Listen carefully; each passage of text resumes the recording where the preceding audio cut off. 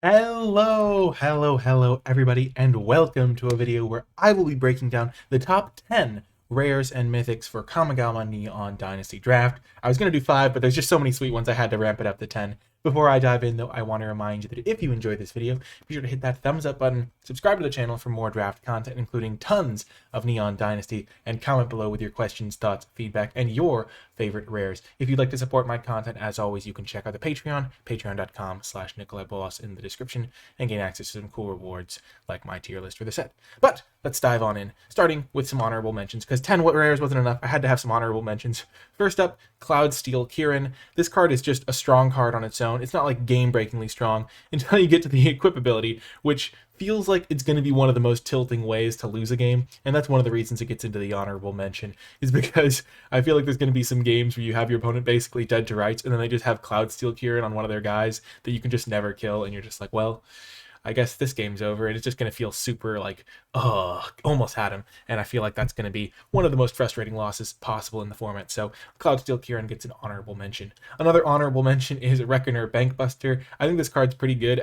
Also, just like a 2-mana vehicle at the 4/4, has a high crew cost, but the real part why I wanted to put it in the honorable mentions is because it has fantastic flavor. Basically, you get to start drawing a card, which is basically like the bank person putting the money into the bags, and then they make their getaway because you make a pilot that can crew the Reckoner Bankbuster, and then they hop into their Bankbuster and like go off into the sunset with all of their treasure. And I just think the design is fantastic, and it's a great story and a pretty solid card, so worth putting into the honorable mentions. But let's kick off the real list, starting with number 10. And no card is more fitting than Explosive Singularity, dealing 10 damage to any target for 10 mana, coming in at number 10 on the list. Maybe even if it was higher on the list, I would have put it at number 10 just for the perfect synergy there. And I think this card's really powerful because if you have it in one of your decks, you basically have to do half as much damage to your opponent to win the game. You just deal 10 to them and then sit back, start accumulating creatures, accumulating blockers, and then eventually you just blast your opponent out of nowhere. It's going to be a real powerful card in those situations. It's interesting because it's the sort of card where if you drew it in your opening hand, it's like not going to really come into play for a while. You're going to have to like trade off your creatures, attack, push damage. But I feel like in many cases, if I could choose to have my opponent start the game at 10 life, I would be willing to start with a 6-card hand in the right situation, just because it's so powerful to have access to this sort of effect, especially when your opponent doesn't know you have access to it. And so they're like, wow, my opponent is stalled out. I've got this game under lock and key. I can afford to take things slow. I've got stabilization, and then boom, Explosive Singularity. So this is a fantastic card, and coming in at number 10 on the list. Pretty happy this is a mythic, because getting blasted for 10 over and over might get a little bit repetitive if it was a rare. Coming in at number 9 is Tribute to Hirobi, a card that has high risk associated with it in some ways, but also very high reward. So for 2 mana, you start by giving your opponent a 1/1 rat. You're like, oh no. And then you give your opponent another 1/1 rat. You're like, oh no. And then Echo of Death's Wail comes in, and you get a 3/3. All of the rats come back under your control. You get to hit them with a 3/3, sacrifice the rats to draw cards, and you basically just take over the game. So playing this on turn 2, absolutely devastating card. It does have some weaknesses if you draw it in the mid game or late game, or if you're behind and your opponent's really able to leverage like pressuring you and attacking you. Which is why it isn't higher on the list, but it's one of the like scariest cards to see on like turn 2, which is why I still wanted to include it in my top 10 rares for a draft.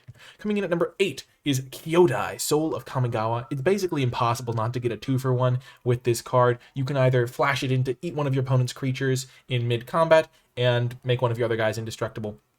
You can flash it in response to removal and make something indestructible. You can also just do like cool shenanigans, like you have a big creature, your opponent like double blocks it, you flash this in, eat your opponent's guy. It's just so hard not to get value out of it. It's a really sweet design. I don't think you're ever going to really be activating the +5/+5, but it is extra gravy to have on the card, because if you can't activate that, you're going to hit them for 8 in the air and they're just going to die. So really powerful card. You don't have to be 5 color to play it. Just play it in your white decks and crush your opponents. Moving on to number 7, we have Tatsunari Toad Rider. Just love the design of this card. It's like powerful, it's flavorful, it's just incredible all around, and it's just a great card. You should be taking this early and playing. You don't have to have the ability to activate it to give them can't be blocked this turn except by flying or reach, and that's a perfect thing for the card to have, because it's like the toad is hopping, so it's like only temporarily evasive, but it's like the creature that with flying or reach can still block it because they can get to the skies to block it. So it's like, oh my gosh. You do want to have some enchantments in your deck for this, which is another reason why it's not higher on the list, but still a very powerful rare, because if you can get that 3/3, you just basically get 6/6 worth of stats for 3 mana and some extra life gain, like life drain with the toad. Just absolutely devastating. And if you like trade the toad off, you can cast another enchantment and get the toad back. So it's just like the gift keeps giving. It's just very powerful, and Tatsunari Toad Rider is absolutely fantastic. Moving on to number 6, we have Goro Goro, Disciple of Ryusei. And it's a really great card. It doesn't seem like it's going to be that hard to get a card that is modified by turn 5, and then you just start churning out those dragon tokens, and at that point, you're going to just win the game in short order. If you can just make a single dragon out of this, paying 5 for a 5/5 dragon with flying is going to pretty much end the game pretty quickly. And if you ever make 2, the game's just over. And all attached to a 2-drop, your opponent's going to have to deal with it. And the haste ability can be relevant too. So it's cheap, and it can be insanely powerful in the late game, or even early if you're using that haste ability. So yeah, a card that you need to be wary of, and take it. It looks like kind of small and unassuming, but it's going to just take over the late game, so your opponent's going to have to kill it or lose the game. Moving on to number 5, we have Jin Jataxia's Progress Tyrant.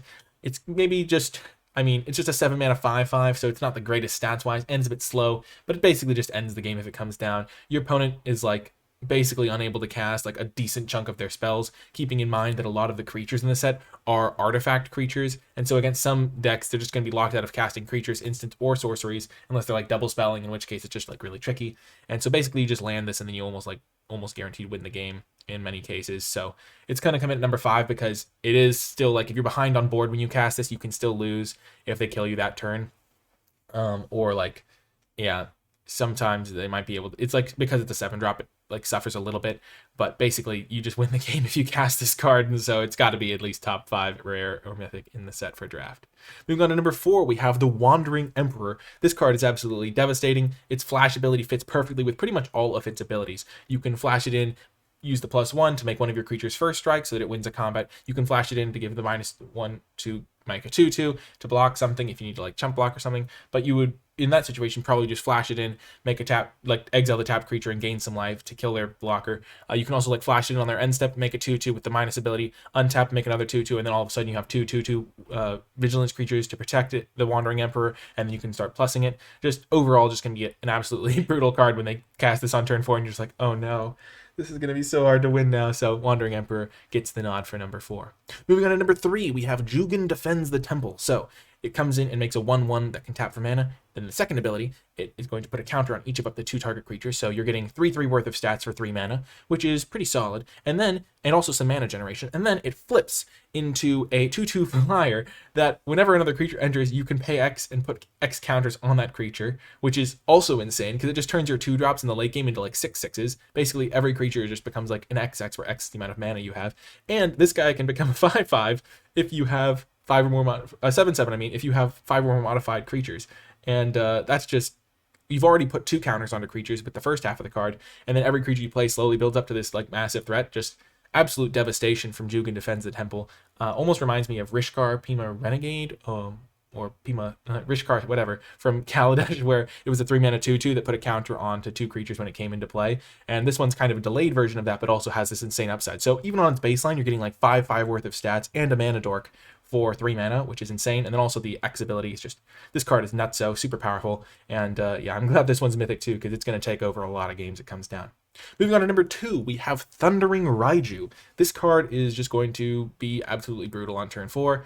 And yeah, you can play this on turn 4 and pretty much enable attacks for the rest of the game, either with the Raiju or your other creatures. It's just going to end the game in a hurry. If you go 2-drop, 3-drop Raiju, it's going to be really hard to, pretty much impossible to lose that game if your opponent doesn't immediately kill the Raiju. You can put the counters onto itself. You're not going to deal extra damage to your opponent if you put the counter on itself, but you're still going to be buffing up the Raiju and making it really hard for your opponent to deal with it. So 4 mana, 4/4 haste, and then 4 mana, and then the next turn attacks is a 5/5 and then a 6/6, or you can just start spreading the counters around to enable attacks with your other creatures. This card just seems like it's going to be absolutely game-ending a lot of the time. It's really quick, it's really fast, and it always does its thing. So some of the other cards are a little bit slower. They take some time to develop their saga, so they have a little bit of a window where your opponent can maybe interact or prepare their defenses. Thundering Raiju just says, do you have an answer right now? If not, I'm going to win the game. And so that's why it gets the number 2 slot. It's also a rare, so you're going to see it pretty frequently, and Raiju's going to take over a lot of games, and it's a nice aggressive threat for sure. Moving on to number 1, what is the best rare mythic in the set 4 draft? And it's a tie. Well, not quite a tie, but all of these cards are so powerful that I figured I didn't want to just have the top 5 draft rares be all the different dragons, so I figured I'd put them all on one slide, just be like, well, all of these cards are insanely powerful. Let's just talk about them each a little bit one by one. Ao the Dawn Sky, 5 mana, 5/4 Vigilance Flyer, just okay, that's insane. And then when it dies, you can put 2 counters on each permanent you control that's a creature or vehicle. Like, what the heck? I mean, sometimes you won't have a creature, and even then you get to like put a 4-drop or 4 mana worth of things into play. So usually you're going to want to put 2 counters on everything, though, because it's just like, what the heck is happening? Carry the Swirling Sky. It's a 6/6 with Ward 3 and flying. Just like, oh my gosh. Your opponents are going to be so like hard-pressed to deal with this, and it's going to hit super hard. And then when it dies, you can like bounce like half of their board state, or you can like draw a couple of cards. At sushi, at sushi.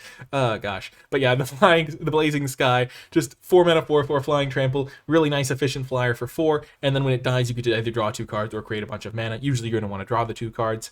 Junji, the Midnight Sky, 5 mana, 5/5 flying menace. Just, I guess all of these are assumed to have flying. The Courier of the Boundless Sky has flying and death touch, but yeah, 5/5 flying menace. And when it dies, you can either make them lose some life and discard, or you can put a card from a graveyard onto the battlefield under your control. So you just pick the best thing that's died in the game, and you get to replace Junji with that. And then Courier of the Boundless Sky is just a 5 mana 4/4 flying death touch. So it's kind of the smallest dragon stats wise, but when it dies, you create an XX, or X is the number of lands you control. I can't imagine a scenario where you'd want to get the 3 lands, but like it dies and you get like a 6/6 or a 7/7. It's just like, oh my gosh, like you killed like out of the frying pan into the fire. All of these dragons are absolutely absurd. If you see one, you should probably just try to fit it into your deck somehow, because you're just going to win the game whenever you cast any of them. Again, pretty happy that they're mythic rares, and I honestly don't mind it when there's a really powerful mythic rare, because it feels so fun to play with this sort of card, and you're just like, yes, my dragon is powerful. And I'm glad they didn't like slack off on the powerful abilities and stuff. These cards all feel really